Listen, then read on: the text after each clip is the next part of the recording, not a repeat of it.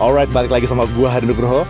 Masih seputar mobil yang Mas Boy nih ya, BMW M40 yang warna abu-abu ini. Keren banget. Di part 2 ini, gua akan test drive mobilnya. Pengen ngerasain gimana sih rasanya naik mobil yang warnanya ini Mas Boy banget. Tapi sebelumnya, gua ajak lo ngeliat interior dari mobil ini. Simak terus. Sekarang kita cek interiornya. Desain dari dashboardnya tuh khas BMW M40 banget ya, yang driver oriented. Kelihatan dari konsol tengah yang menghadap ke arah supir. Setirnya udah diganti sama ownernya nih. Setir gue ganti MTEK1 juga. MTEK1 ya? Head unit juga udah diganti sama ownernya. Untuk audio segala macam ada yang di rumah? Head unit gue ganti Pioneer. Pioneer ya? Sound systemnya sih standar. Standar ya? Oke. Ada tombol-tombol di dekat tuas persneling yang salah satunya itu berfungsi sebagai power window. Ini mobil manual 5 speed. Tapi yang belum biasa harus hati-hati ya. Jangan sampai saat lo mau masukin gigi 1, malah mundur mobilnya. Karena gigi R dan gigi satunya tuh agak mirip tuh layoutnya. Yang khas dari mobil ini tuh, pedal gas, rem, dan koplingnya agak cenderung miring ke kanan. Nah, gue nggak tahu nih apa alasannya.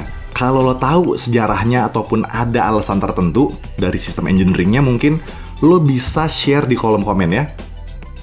Kalau untuk masalah kursi depan sih kemarin pas gue dapat udah agak berantakan, jadinya gue tukar tambah ganti yang lebih bagus lah kondisinya. Tapi itu kursinya jok ori punya jok original, iya betul. Wih, gokil.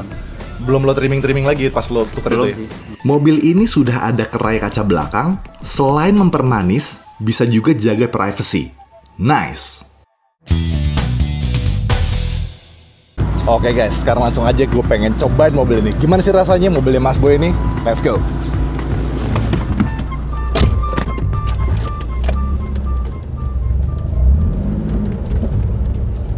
Nah, jadi gini guys. Impression gue adalah di mobil AC-nya masih dingin, masih enak banget dan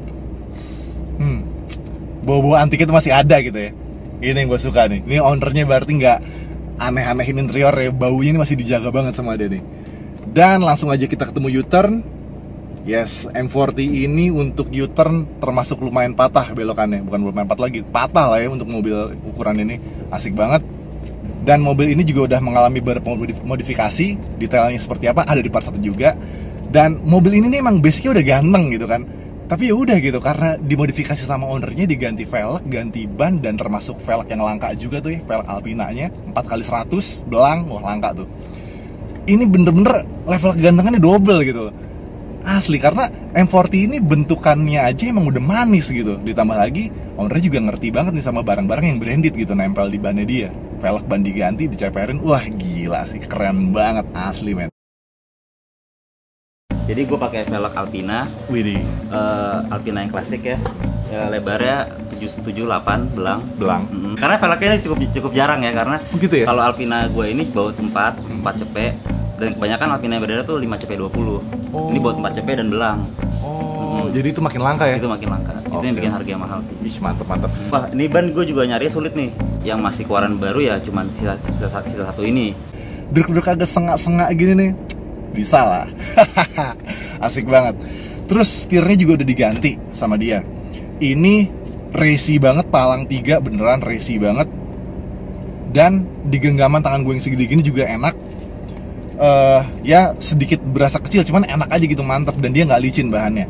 Nah, terus khas BMW ya, konsol tengahnya miring ke arah supir, nih driver oriented banget.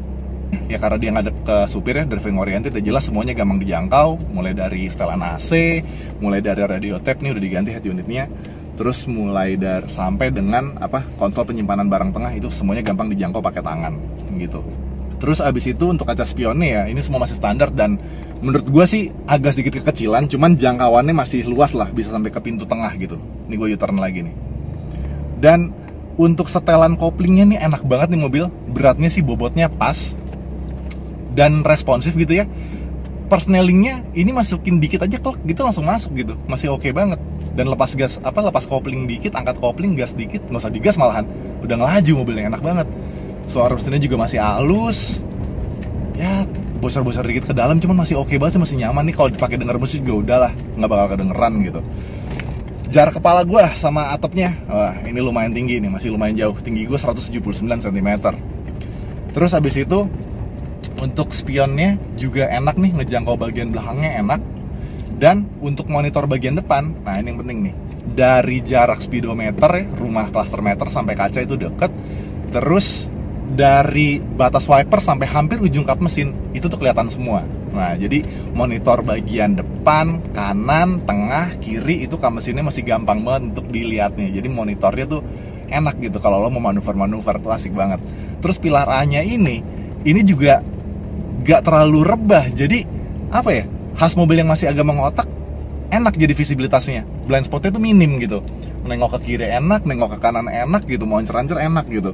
Kalau yang pilarnya agak rebah kan pas U-turn tuh harus agak-agak gini biasanya kepalanya kalau gua gitu ya. Kalau ini enak banget gitu, khas mobil yang kotak banget tuh. Gila, nih U-turnnya mantep banget loh. Ya. Gue jalan lagi. Tuh, gigi 1. Pergi 2. Wih, asik banget. Bener-bener masih enak banget lah ini mobilnya. Koplingnya masih enak, persnelingnya masih enak. Dan buat mobil weekend juga oke. Dan sama ownernya ini dipakai buat mobil harian gitu, buat nemenin dia dulu sih waktu dia masih kuliah. Dan apa aja yang udah diganti lo bisa tonton di part 1. Tips-tips dari dia juga kalau buat lo yang pengen beli mobil ini bisa ada di part 1 tuh. Owning experience-nya ada di situ gitu. Untuk tombol-tombol power window ini ada di tengah. Beda sama mobil Jepang yang ada di kanan, ini ada di tengah, di konsol tengah. Terus, nah ini tadi gue sempat agak lupa nih. Mobil lo kanan, tuas kanan yang gue nyalain. Nah itu malah wiper yang nyala. Itu ketuker tuh, gue norak banget sih. Masih belum biasa juga kan. Jadi kebalik dia, sennya itu ada di tuas yang di sebelah kiri ini.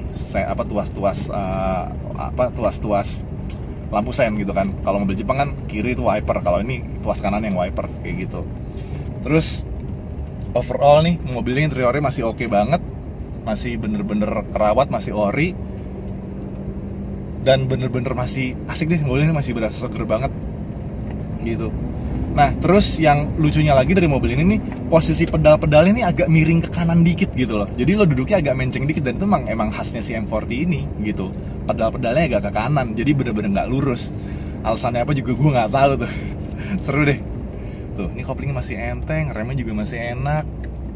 Ya, masukin gigi 1 lagi, gue U-turn lagi. Wah, gila. Enak banget, lincah ini mobil.